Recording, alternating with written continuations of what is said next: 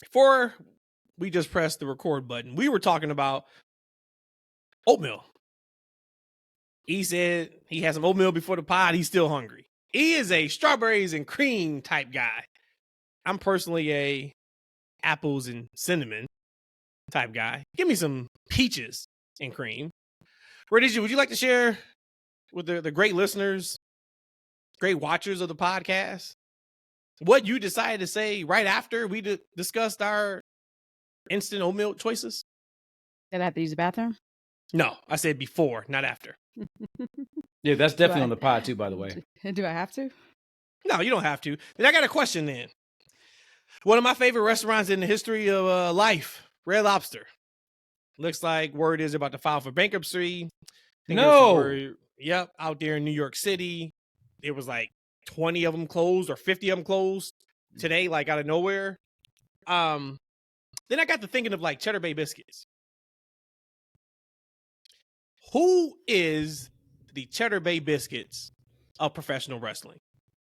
Now, Cheddar Bay Biscuits, we all know are incredible. You don't go to Red Lobster for the Cheddar Bay Biscuits, but you go to Red Lobster for the Cheddar Bay Biscuits. So who is the wrestler or wrestlers that you're not tuning in to watch per se, because you're still going to watch the show, but when they're on, you're like, that's my favorite. That's my Cheddar Bay Biscuit. I feel like this question is flawed because a Cheddar Bay Biscuit is like the reason why you also go to Red Lobster. So when you say that you won't, like you don't tune into the show to watch this wrestler, but you kind of do tune into Red Lobster to get their Cheddar Bay Biscuits. Now, see, like the shrimp scampi or the crab legs is the Roman Reigns, is the Cody Rhodes, right? Okay. Who is the Cheddar Bay Biscuits to that? So we'll give, over the last several years, we'll give that for WWE to Seth Rollins. That's a good one. Mm-hmm. I'm gonna go the truth. I don't think about the truth until he comes on my TV screen and then he makes me laugh. And so I would say that. But no, I'm actually very, very saddened by this Red Lobster news. Because back in the day, see, I'm from the mean streets of Detroit. See, they don't know about parts of Detroit I was from. And back in my day, Red Lobster was fine dining, goddammit. We used to dress up. Still is now. Man, look, let me tell you something. Like, but I had no idea until I got much, much older. I'm talking about much older. Like a couple years ago. Like, I thought if you wanted high quality seafood, you went down to Red Lobster. Girl, get your purse. Go down to Red Lobster.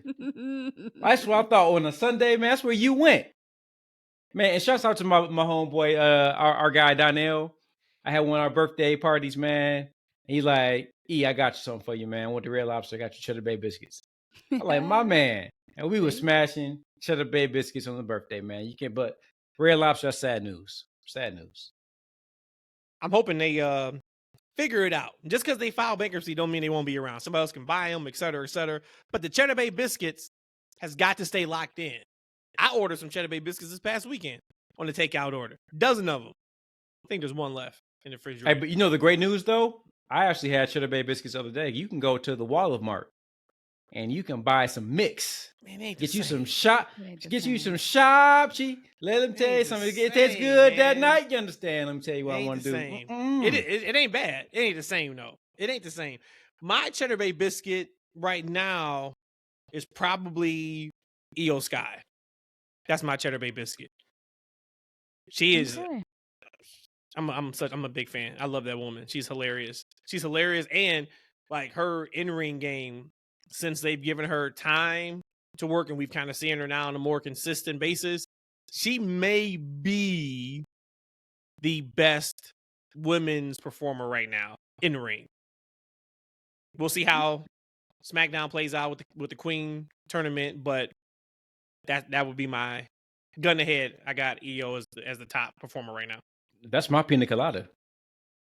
Oh, Sunset Passion, they call it, right? Get a little bit of that strawberry daiquiri. Oh, man, now we got to go to that because the Miami Vice is the strawberry daiquiri pina colada.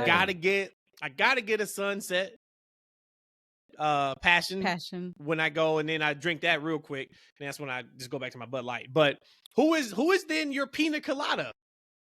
Let's go AEW. Who's your pina colada of AEW? I don't drink pina colada. Who's your strawberry daiquiri? Let's go with Bryan Danielson. Give me all them coladas and them daiquiris, you know. Oh, you know that's all. Big his Daddy bag loving right some there. sugar. Give That's me some all sugar his now. bag right there. I love it. Who's a treat? That's like a treat. Right. And then I Correct. instantly catch a buzz. Who would that be? He said, I instantly catch a buzz. Mine's is Chris Statlander in the promo segment. That's good. I like that one. She got that shit on? Yeah. Give me that. That's a treat. Okay, what are we talking about here? Are we talking about which you said she got that shit on? Yeah. Or her promo? No, well, that's why I said a promo segment. Because she dresses normal in her promo segments. And she looks fantastic with regular clothes on. As the majority of the wrestlers do. Sky Blue. That's a great one. But see, that's more like my Cheddar Bay Biscuits for AEW. She got two big biscuits right there. Oh my God. Stop. I'm editing that out. I'm editing that out. That's episode 134 of the TFW podcast. That's Freaking Wrestling. You guys know the deal. Best kept secret in wrestling podcast. Hey, Mr. Knight, what is it? Damn right, it's 3 the hard way. I'm your host, Matt, joined by Eshawn and Rhodesia. We just talked about food, talked a little bit about wrestling. Shout out to everybody who listens to the pod. I always shout you guys out because you guys are the reason why we do this thing. Your comments, your likes, your interactions, your engagement, your ear holes continues to make us want to do this each and every week, twice a week. So we appreciate that and we love you guys.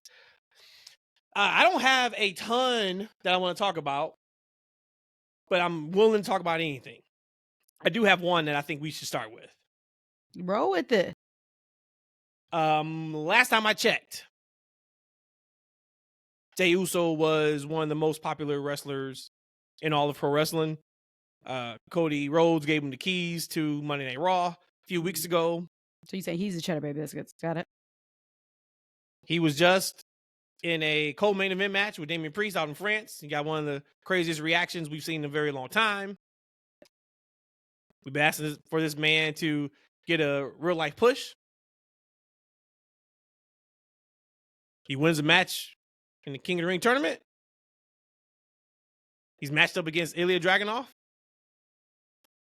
Now all of a sudden we want fucking Ilya Dragunov to beat him in 2 minutes and squash Jey Uso on a random Monday Night Raw so we can get Gunther versus Ilya Dragunov on a random Monday Night Raw.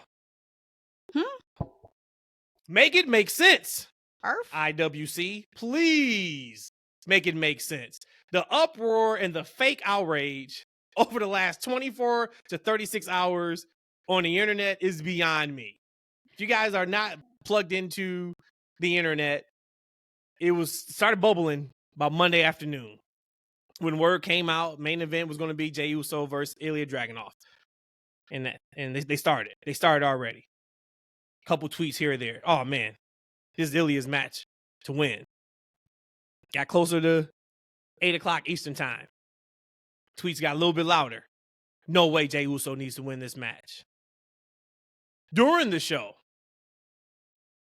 oh man, Dragunov is the guy. We got to get Dragunov and Gunther next Monday on Monday Night Raw. If not, they don't know how to book and make talent in WWE. The Fed is going to do what the Fed does. Paul never knows how to book and create new stars. My only question is, where were all y'all when this man was wrestling every week on NXT? Because the way y'all acted, NXT should have been getting 15 million viewers every single Tuesday night. Jey Uso wins the match, and you would have thought this was Kofi Kingston versus Brock Lesnar Part 2. When Brock Lesnar beat Kofi Kingston in like 13 seconds on that first ever SmackDown show on Fox. This is like so brand new news for me. Again, as you can tell, I'm not one of those people on the internet like that. So you're saying people... So, okay, so to be clear, I know at the beginning of this, a few episodes ago, both you and Eshawn had said that you really didn't think that maybe he should have been the King of the Ring. Or better yet, it's King of the Ring is not for him. That because I thought that he could win King of the Ring, but y'all said no, we think that he has another storyline. So are they these people saying that, or are they like legitimately saying Jay should have lost and Ilya is the man? Oh my gosh, let's let him win and let us get this payoff of him and Gunther again. Is that what I'm hearing? It's all about Dragunov. This is how you make a star. That's what it's about. Oh, and then, oh my goodness. And then, I don't know if you saw this. And then Tuesday comes on the internets. And all of a sudden, Jey Uso has no wrestling moves. He's got 9 moves. Nobody cares about Jey Uso. Jey Uso's not over. What is Jey Uso? Is this what you guys want out of your pro wrestler?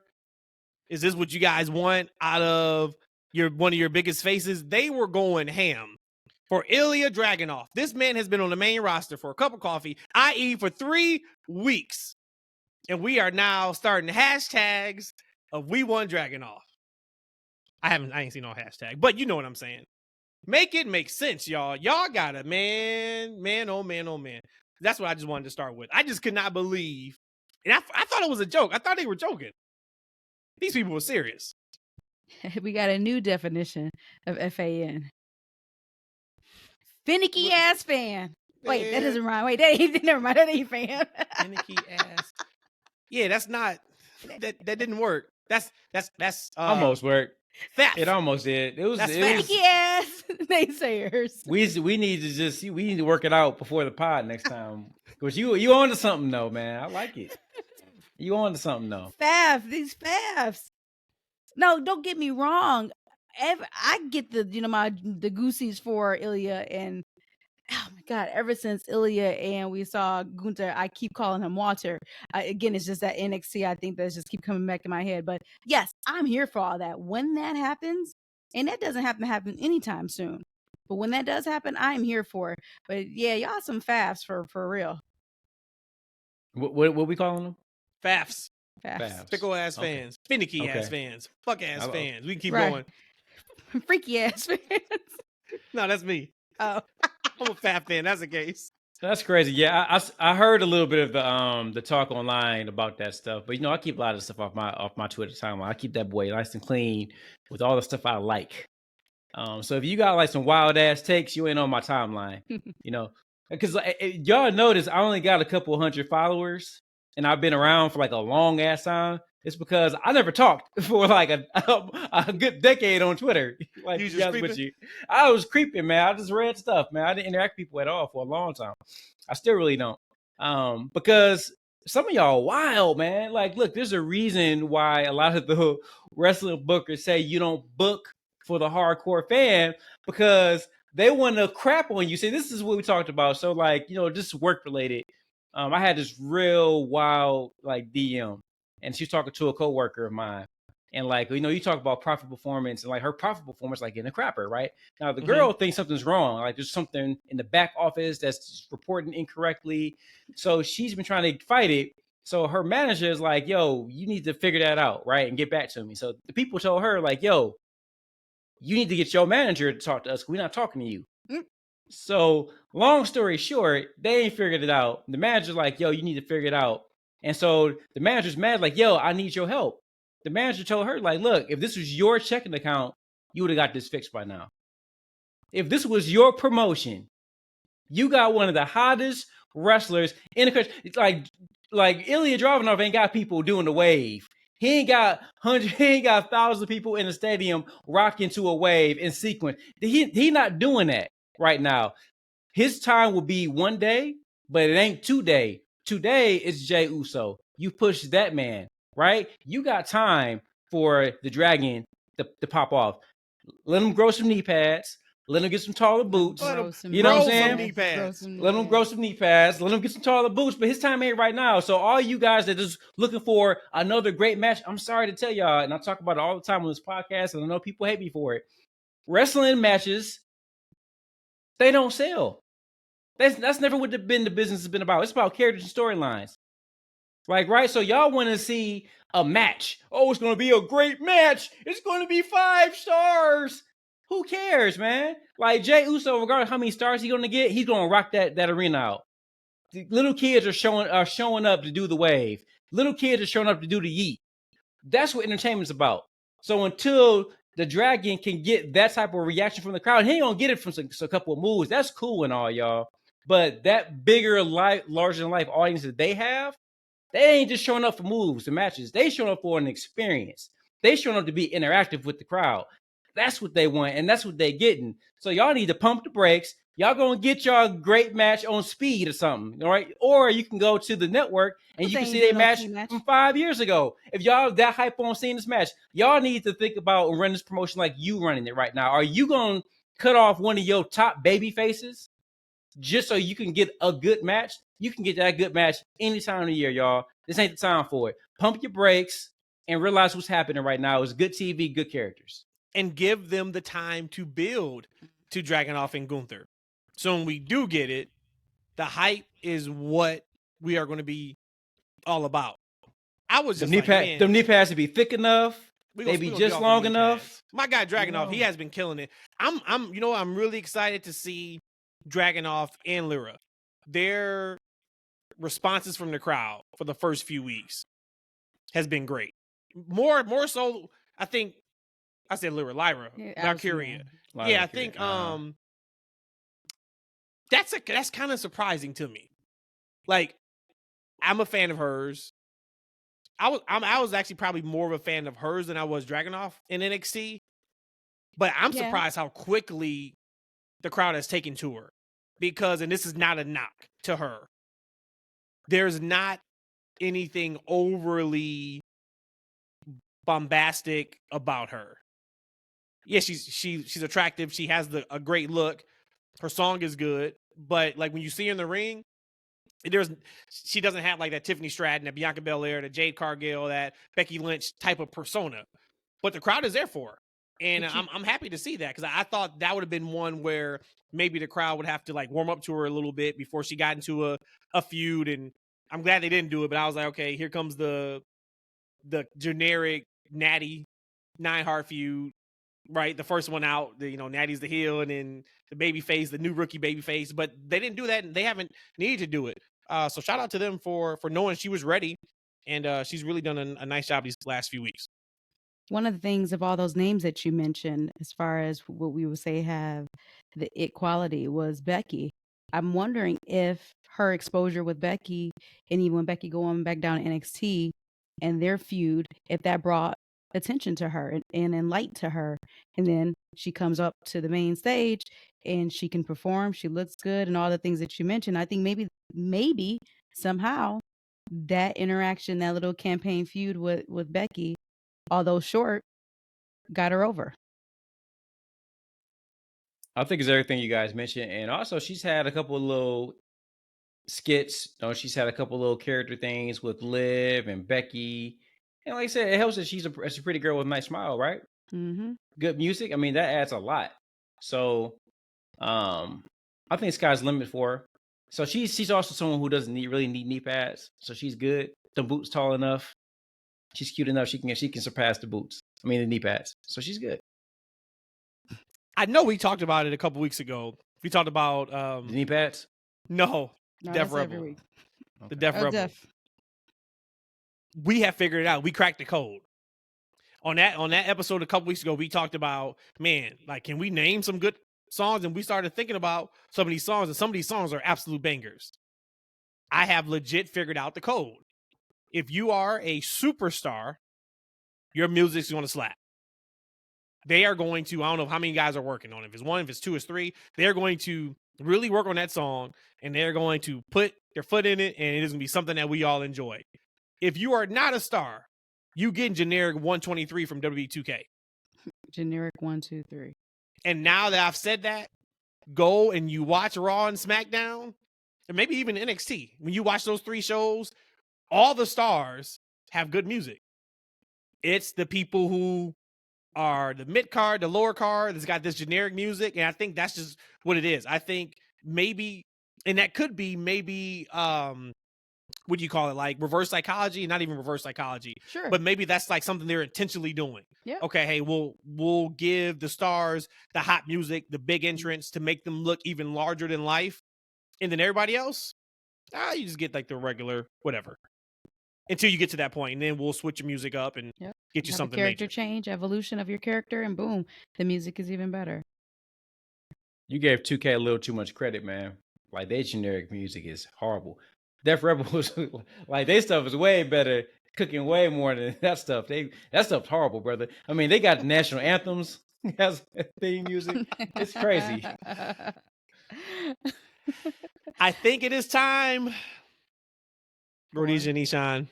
I put a tweet out last night. Dun, dun, dun. I think it's time. Okay. It's time. I have been waiting on, I'm not gonna lie, since probably 2021. I've been waiting for this. It's time. Okay. Kofi Kingston, Xavier Woods. I don't give a damn if it's a heel turn. I don't give a damn if it is somebody turning super duper babyface. I don't give a damn if Big E comes back. It is time to split up and go your separate ways. Here. I am here for it. I've been wanting it. I know it is taking my black card away for saying anything remotely bad about the New Day as a group, as a trio. But guess what? They've been the old day for years. And anybody that truly cares about Kofi Kingston, Xavier Woods, and more importantly, anybody who truly is truthful to themselves and to the general public will tell you this ain't been working for a very long time. It's been stale. And it's stale because it's the exact same thing. Nobody can go years without adding something. And I ain't talking about adding the trombone or I ain't talking about adding pancakes. I'm talking about literally, truly adding something to their act. And the New Day has not added anything to their act for years. It is time. That promo on Raw on Monday where Xavier Woods looked at Kofi and I don't know what was behind that look. I was like, oh, is it finally coming? Then after the match, which Rhodesia, I'm putting your feet to the fire because I think you are absolutely a hater, and I can't wait to tell E what you said during that match. Well, you can tell him.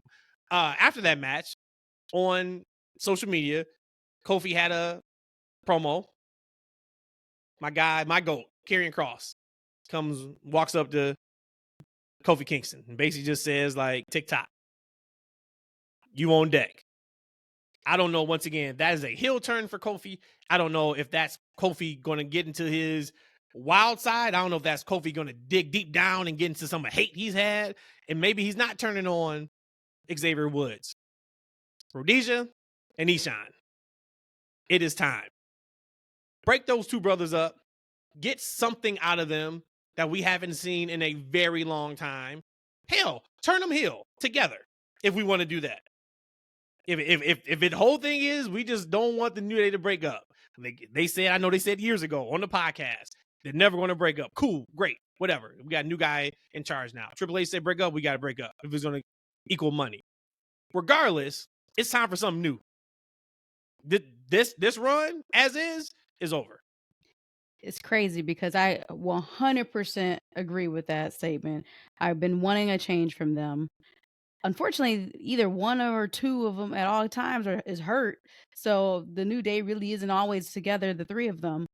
But I'm thinking back, like, besides Undertaker, who's my favorite wrestler, like legit shoot my favorite wrestler. I don't know. And he even had an evolution in the Dead Man character. I don't know. Really, times. I don't Numerous even times. remember anybody or any gimmick that stayed the exact same for this long. And they do get pops, people. The kids love them. It's colorful. I get all that, but come on. It's almost like how I feel about Jey, but not because Jey just now started yeeting and downgrading his wrestling ability. Again, that's my own personal opinion.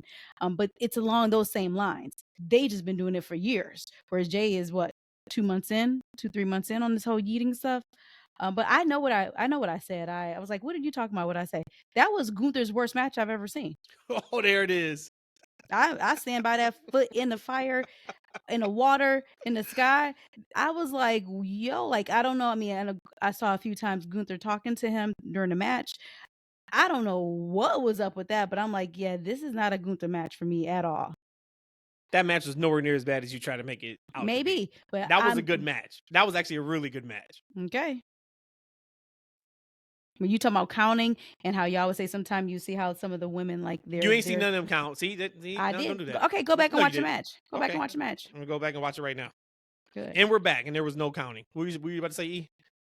I about to say, you know what? Like, I told y'all last time, I'm gonna start standing on business because sometimes y'all talk me out of what I'm seeing. Here's the thing: when I watch stuff, I'm not always 100% watching. I'm trying to do 3 or 4 different things at the same time. I'm trying to cram stuff in there. So I'm like, damn, did I miss something? Did I mishear something? Like, damn, was that match that bad?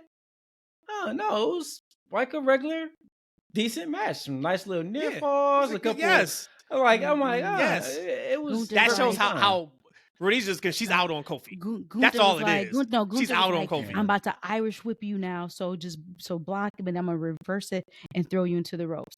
The only great thing, the only I did, yep. And I press pause and go watch it back now and come back on there and say it just like how you did it. But the only good thing about that, and I'm going crazy right now, is having Lillian Garcia come out and announce Kofi Kingston. Because gosh dang it, man. Samantha said, "Listen, Lillian, I love you. You're my role model, my idol, my mentor, but you ain't going to introduce Gunther. That's my job. Watch it." But that's the only thing we got good out of that match is Lillian Garcia. So I'm going to play devil's advocate for you guys on the New Day. So I know you guys don't watch their up, down stuff. I don't think you've seen a lot of their backstage things. But the characters that we see on TV is the characters are these are Kofi and Xavier are closer to the men. Mm-hmm. Like, right, they're playing the gimmick to a degree, but Kofi, like, unless he's playing the gimmick all these years and all these other things, these side things does, and the podcast and the videos, like the Kofi you see on TV is close to the man. The Xavier Woods is closer to the Austin character. Like, these are who these people are. And at the same time, I think it's more so, I don't know, they need to break up. They've been around for a long time. These are vets. Mm-hmm. They are pros, right? They're late in their careers, especially Kofi. Mm-hmm. I think Austin, I'm sorry, I can't use his gimmick name. Xavier, I think he's still young enough, right? But who else are they going to be at this point? Not together. Right, we talk about a hill. How about that? Not together as a group. And not together as a group to do what? Whatever. They could be the same. They could, him and Montez Ford could all be their same matches. Self. To lose matches, to be in the middle of the mid card. Like, no, they're not gonna be in the mid card. Remember, I told you, Karrion Kross walked up on Kofi Kingston, told him, TikTok. They will if they were broken up, they'll be doing the same thing they're doing now, right? Like they're both doing singles matches occasionally, right? They're both doing tag team. They like nothing will really change. They're there because again, kids like them. Right? There's a big portion of the audience that still gets. They're a nice, cool little babyface act. What are you gonna change it for? You're not gonna turn them heel. Those two guys aren't heels. Changes. Come on, we got the stationary person, the MVP of all of WWE probably for the next 10 years in Natalya, and she still goes through her changes once a year. Natty, Natty, I love and respect you, but you are not relevant. You have not been for a long time. I don't care about the New Day. Hey, don't do that, Natty. Don't do that. Natty's not. Natty's a friend of the podcast. She's a fan. She is a fan. I mean, but we know when Natty comes out as a heel or a face, she's going to lose. She's going to do the job. She is a pro, right? When Matt talked about like Piper the other week, right? I know you weren't trying to downgrade like Jade and what she did in that match, right? But you were trying to talk about what Piper did in the match, right? She's a veteran. She led Jade to a great match as she should. That's her job. That's what Natty's job is. Natty's job is to get these young girls over, to give people good matches. But ultimately, we know she's not going to win these matches. That's where Xavier and Woods are right now. Like their long reigns as champions, as probably singles wrestlers, that stuff's over.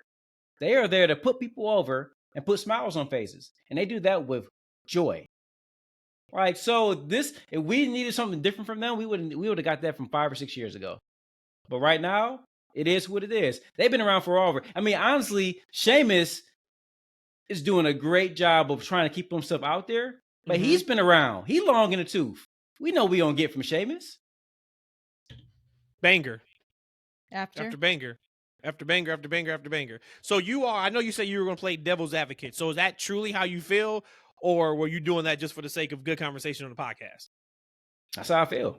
Damn, that's nuts. So you're not tired of what you're seeing with them right now. So when they come on, when you hear the music, outside of when you hear it's a new day, yes it is, and for a split second you think Big E's back. After you get past that split second, it's not Big E, it's Kofi Kingston and Xavier Woods again. You are good with what you see in that entire segment, in that promo. You're not fast forwarding through it. You're still locked in. That's what you're saying? But I'm saying that it's like going to McDonald's to get a McChicken sandwich, or I know what it is, right? If I want $1 sandwich, I can go get me a McChicken.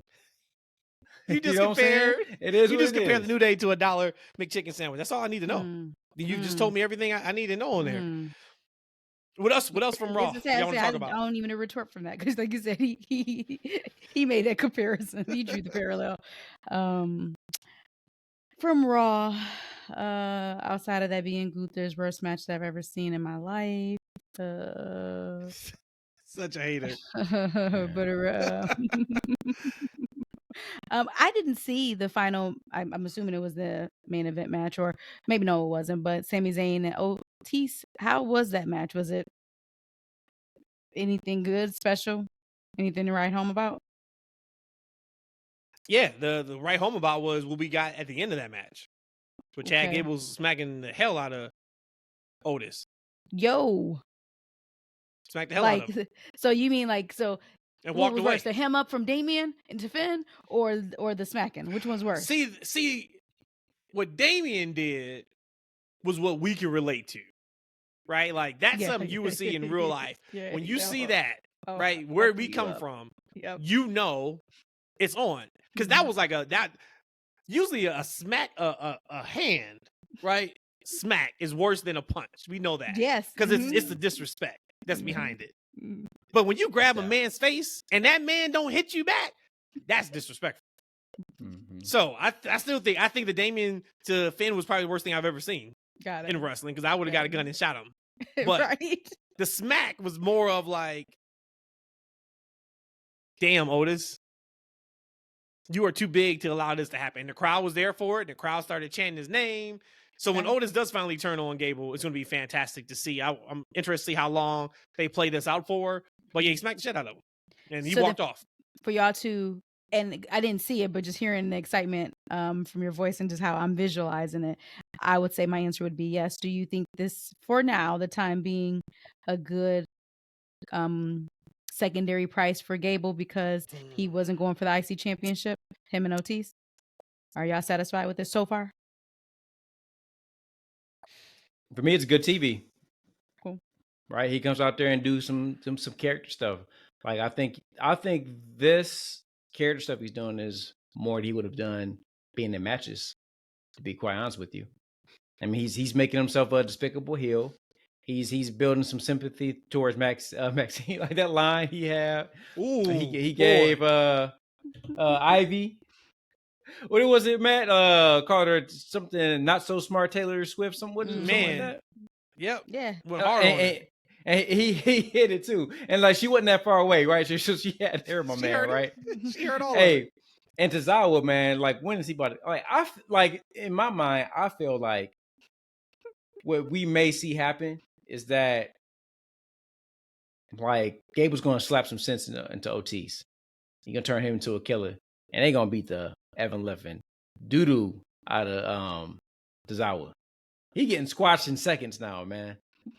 Like, but at least I got on Monday a week of what I asked for. Remember when Gable first turned or started this turn? I'm like, man, it would be pretty cool though if like Otis goes back to being a killer, Maxine turns, and then you got Tozawa who could take over like that cruiserweight role as like their killer. I don't think that's where they're going, but at least we saw 1 week of him as being serious. He got his ass beat, but at least we saw it. Get Tozawa out of there. And then lastly, from Raw, I see that we have Carlito as the new JD of the Judgment Day. Can we talk before we get to any comparisons? How ridiculously stupid you doing a backstabber on the table is? My man spiked himself. Dude, listen. I was like, I lost everything. I was what? like, first of all, I didn't know what he was doing. I'm like, he's about to kill one of them because I thought maybe it was going to be something else. And I'm like, no, he's actually about to take it. And you didn't even move all the stuff out the way. You have a spinal injury right now. Spinal. I gotta ask y'all. So, was Carlito's like back bump? Was that worse, or was the Orange Cassidy like power driver on the steps worse? Which one? I did think about that. I did think about that, legit. and I may have to go with Carlito.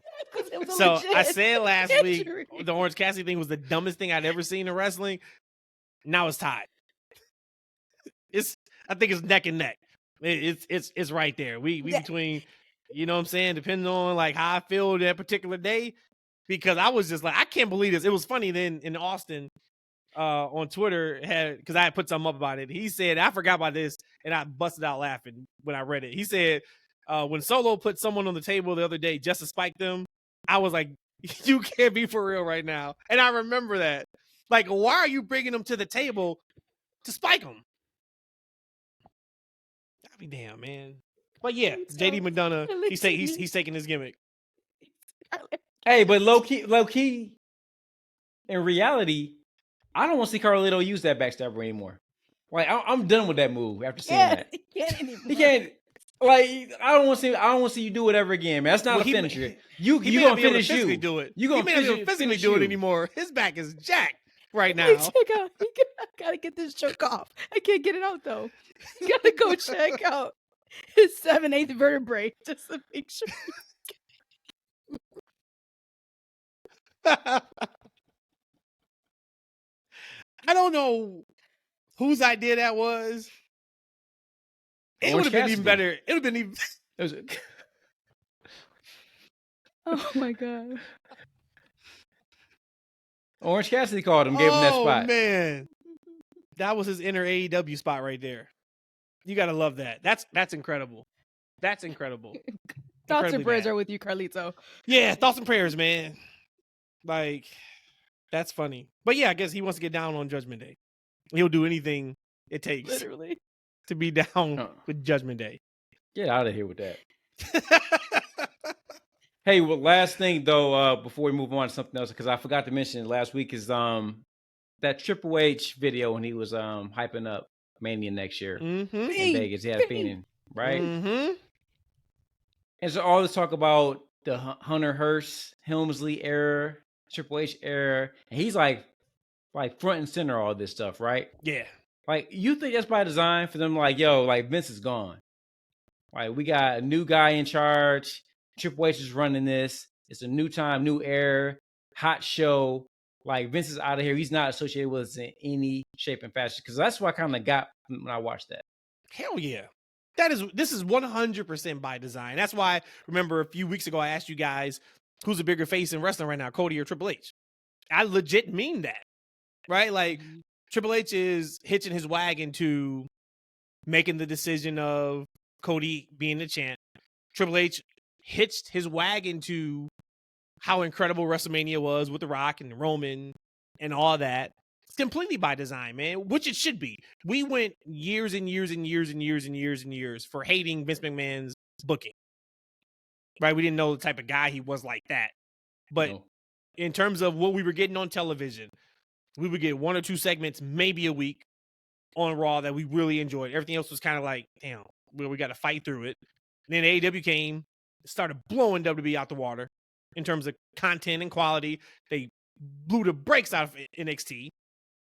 Sean and Triple H write that statement about, hey, this is a marathon, not a sprint. Congratulations to AEW. And now it comes back kind of full circle. But I think 100%.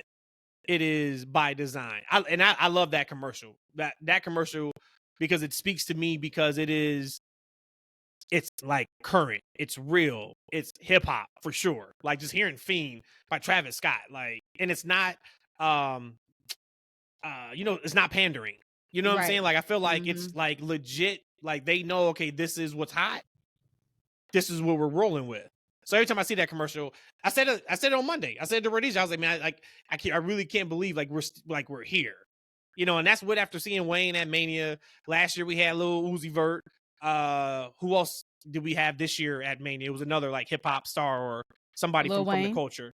Yeah, I said Wayne. Okay. It was somebody else. Yeah, but no, man, I think it's super smart. Like even to Rhodesia, you brought it up really quick on Raw Monday with Lillian Garcia. Mm-hmm. If this was not the Triple H era or whatever you want to call right now, this was regular, we wouldn't have got that segment. I mean, you know what I'm saying? Like, if she would have came out, maybe she would have introduced something, but it wouldn't have been that special moment with Samantha and Lillian in the ring. Right. And we know just how big of a fan Samantha has been and continues to be of WWE. So that's not like manufactured. I'm sure she was standing there like, yo, this was like outside of Fink. This is like my GOAT right now. And I'm in the ring with her and I get to play off of her and have her give a ring announcement in front of me. Man, that's special. Right. Even like that moment, it's like, damn, Triple H, like you really know, or whoever is in charge of that kind of stuff. Y'all really are tapped into what's special and what we really like about wrestling. And that's just, now for somebody else, they may have saw that and it didn't mean anything to them. Right. But for me, it's like my guy with the Michigan hat on with the meme. Man, this shit means something to me, man. That's how I felt. I saw that there was some rumors. There was a couple people from production that was let go this week too from WWE. So I don't know if it's like just a whole new, like just cleaning house and getting people in there until they get it the exact way they want. But I love did you see that? Did you see that clip that was circling the internet of EO and I think Tiffany Stratton from NXT from like a year ago, where it was like 30 camera cuts in like 20 seconds? No. I'll send it to you. It's unwatchable now. And just the thing, we were watching that. I told Rhodesia, I remember this one guy, kind of when we first started the pod and we first started our Twitter, and I put something up and he responded, was like, I can't watch WWE because he didn't say he had epilepsy, but he said he had some type of thing like going on where because of the camera cuts, it would make him sick watching it. And like, he didn't say it like laughing. I remember reading it kind of like, I wonder if that's true or like if he's just a really big AEW fan, that's kind of just what he goes with. I'm going to send it to you now, actually. When you watch it, you're just like, yo, this is, I don't know how we watched it like all this time. It's crazy. Well, I'll tell you what, I didn't watch it. I stopped watching that product. Man, I want to say before AEW came along, and no, especially after AEW came along, I stopped watching it really for about 2 years. Right up until Triple H came back. But that reminds me of a match with Asuka. And I don't remember who Asuka was in the ring with. I think I want to say it might have been some kind of tag. But she got tagged in. And so she got in there and she started doing her a bunch of her kick spots. And every kick was a camera shot. Cut? Camera cut. She kicked to the left, camera cut. Kick to the right, camera cut. Drop kick, camera cut. Spin to the rope, camera cut. Back arm, camera cut. It was like boom, boom, boom the entire time. And it's just crazy what we were subjected to watching for all these years, man. But one of the misses that we got was Jerry Lawler. And we forgot to bring it up. And I told you guys, when it's just a matter of time before we get Jim Ross and King reunited, and it feels so good on AEW Rampage. They're going to be calling the shit out of those meaningless matches, man. Like, look. They're meaningless matches. Oh, my God, man. They're going to be calling the shit. Man, Jim Ross is going to be crapping all over the match. He's not going to know what's going on. Jerry Lawler is not going to know who any of these people are. I don't know who that is, though. Jerry Lawler's not gonna know who any of these people are, and he's gonna be cracking jokes the entire time. Man, look, they need to book those two together on that show now. Lawler ain't told a funny joke since 1997. He hasn't. Like he comes to work with a notepad and a notebook. Either he's drawing or he's telling corny jokes. That is crazy though that they actually didn't re-sign him. I know he's still signed with the Legends deal, so he'll still be able to get money through that. But and if you're AEW, you have to do that, right? Like we joke, and of course, like I'm sure he will be telling corny jokes because that's Lawler's gimmick. That's his thing. But that is going to be a special moment to be able to get the King and JR calling a match again, right? Or a show, whatever they decide to do. And that's one of the things that AEW does so well is how they treat their legends. Mm-hmm. We get those moments where somebody else may not care, but if you are a historian of wrestling, all wrestling, because we've seen it with NJPW, we've seen it with Bill Watts, and that kind of thing that they've done in the past is like they really do a great job of giving a nod to old wrestling things and bringing it to the forefront. So we always got to shout them out for that. Hell yeah. Can you imagine them calling Thunder Rosa versus Robin Renegade? Man. You a hater. You a hater too. Rhodesia hater of Kofi, and you are a hater of AEW. I'm not a hater of Kofi. Oh, I'm not a hater of AEW. I didn't say today. Yeah, I'm not going to do that. So whatever. I got something. And I watched this on Sunday. And I said I was going to bring it to the pod. If you guys have not seen this video yet, I need you all to go to Tay Melo's Instagram page. Wait, so. That is TAYMELO. But you do have to preface it first by would you like to introduce what I'm about to say? No, because I don't want it to come off insensitive is not the word. Okay, ma'am, let me introduce what I want to introduce, and whatever you want to say afterwards, you can say afterwards. I'll do the PR cleanup afterwards. Go ahead. Thanks. So she posted this 3 days ago. It'll be 4 days ago by the time you guys hear this. Hey, maybe we should even say on Mother's Day. It was on Mother's Day. Right? So I'm on Instagram, just scrolling. I see Tay Melo. She got a video up and she's running the ropes. I was like, oh, okay. Like, kind of slow a little bit, but she's getting herself back in ring shape. She looks fantastic for, having a kid. Running the ropes, back and forth. Little baby watching. And then all of a sudden, a titty pops up on the screen. She just starts breastfeeding her daughter. It wasn't no warning. It wasn't like no type of like, hey, we about to now transition to why I'm a mom and what I do is I'm a mom. She went from running ropes to breastfeed.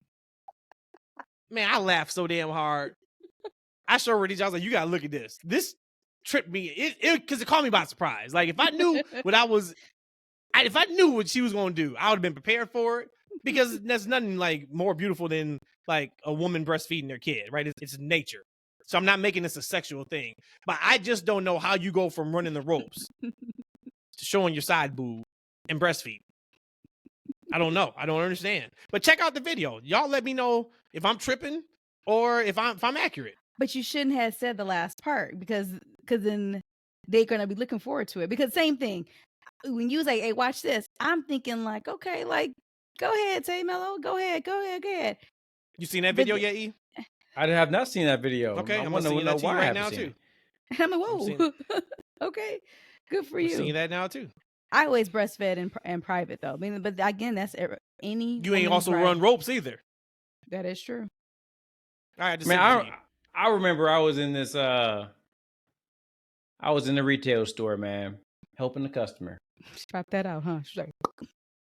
She popped that thing out. She popped it right on out, man. And she didn't break eye contact. She was looking. And neither did I. Man. I'm like, man, I had never been so focused on someone's eyes the entire time. I mean, goodness gracious. But you know what, though? We talk about Tay Melo. What the hell happened to Sammy? And the question is he still suspended? Nope, he's no longer suspended. but they're trying to figure out how to bring him back.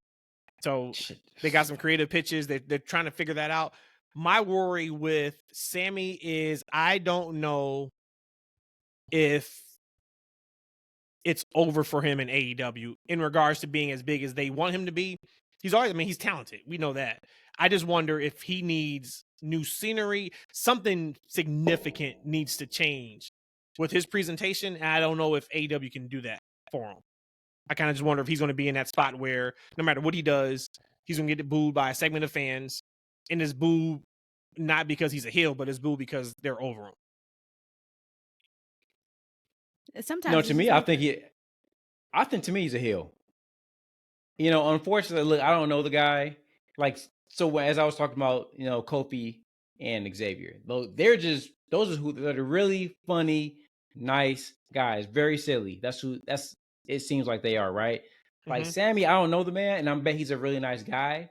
But he's also one of those dudes who says things that rub people the wrong way, right? Like, originally when he came out to be the mega baby face and he had Ty come out with him, like they thought it was a great idea just to be, hot off of, proposing to his girlfriend, right? Months later, they break it off. He on camera with Ty, right?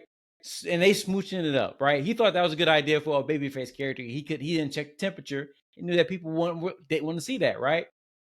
Then he thinks he's Brock Lesnar, and he has a line about, I don't give a shit about your kids, right? Okay, Sammy, you're a babyface character. Like, Brock was a heel. It was funny when he did it. Yeah.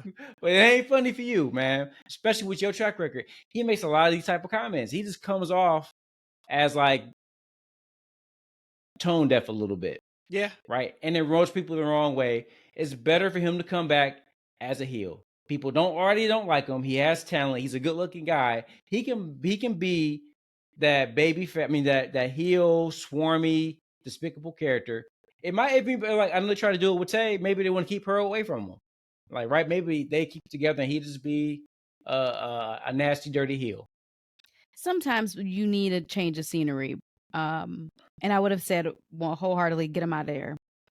But because of what we've seen with Jack Perry so far, if they can find the right storyline to get him back into it, again, he is a heel. He's just the people who were around watching, like you said. I remember when you proposed to your fiance. Next thing I look up, you cashed her in for somebody else new. So you already have that built-in hate among the people who knew you already. Let them feed into that and get you some nuclear heat. But right now, let's just make sure the time is right before you do that, because otherwise he's going to be just another person on that roster that we don't care about. And he has the potential for me, I believe, to just even from his looks, he has potential for me to be more than just that. But I will say, though, I think he's better off if he were to leave. That roster is huge over there. It's better for him to leave, go to NXT for a minute, and then go up to the main roster and recap it up there. Like, I think it's time for him. You think it's guaranteed he would go to WWE/NXT? I don't know. You mean like them taking him or him wanting to go? Yeah. Okay. Like, I don't know. I could see him in AAA. I could see him in Impact. I wonder if WWE has interest. You don't think Triple H will be willing to sign him? I mean, he has talent, man. No, he does. He has talent. He looks good. He looks good. He has the talent, and I think that working with, like, so I don't want to say real vets, because I think they have vets over there in WWE, but it's a different mentality. Like, hey, when you come here, you listen to our vets. Like, right? We don't play that. We don't play that stuff over here. When grown folks is talking, you shut the F up. Like, right? Like, that's what they do over there, man. So I think him being in a truly professional environment, a structured environment, will be very beneficial to him. And he hasn't done anything that's like out of the way why they wouldn't sign him. Like, right? He has. He checks all the boxes. Mm-hmm. Well, we on Ricky Stark's watch right now. Yeah, that's the one we're on. Oh, he out. I don't know exactly when his contract is up. I think it's this year. But yeah, we on Ricky Stark's watch. It's time to go, and it's time for us to go. We out of here. Check it out. I will talk more about it on Sunday's pod, but we're actually going to be connecting with our guys over at Pistons Power podcast. So I think we're actually about to peek behind the curtain. We're actually about to record with them in like the next 12 minutes. So I know we're gonna be talking a little bit Detroit Pistons, unfortunately. And then we're gonna talk some wrestling. So shout out to my guys over there. Their Twitter handles at Pro Pistons Pro Wrestling Fan. So of course on Sunday we'll talk about when it's gonna drop. We haven't talked about that yet, but we're actually about to record with them. So we're gonna let you guys go and lock back in with you guys on Sunday. Y'all know what I'm gonna say right now. 5 stars. Y'all ain't been doing it. Okay, I ask every week. And from what I can see, the last review of our podcast was like a month and a half ago. We see the numbers. We know you guys are listening. Hey, we're also hot out in I think Ghana. Let me see. Just got the new numbers. We are we're 17th in Ghana. It was somewhere we were like number 3. We're number 1 in Ghana. Yeah, that's a lie. We're not number 1 in Ghana, but we're number 17 in Ghana. But we were somewhere, we were like number 3. It was another country. So United States, y'all need to step up. Unless we just aren't hot in the United States like that and we're hot everywhere else. And then we'll just go take this thing worldwide. But regardless, 5 stars, hit that follow button, give us some comments, all that kind of stuff that helps with the algorithm. All right, and then YouTube, that's Freaking Wrestling. Y'all know that's F&W for Twitter, Instagram. We still ain't figured out TikTok. And we probably won't figure out TikTok. So, U.S. government, you're good to ban TikTok in the United States because we can't figure it out. So we out of here. We back on Sunday to talk some more graps. Peace.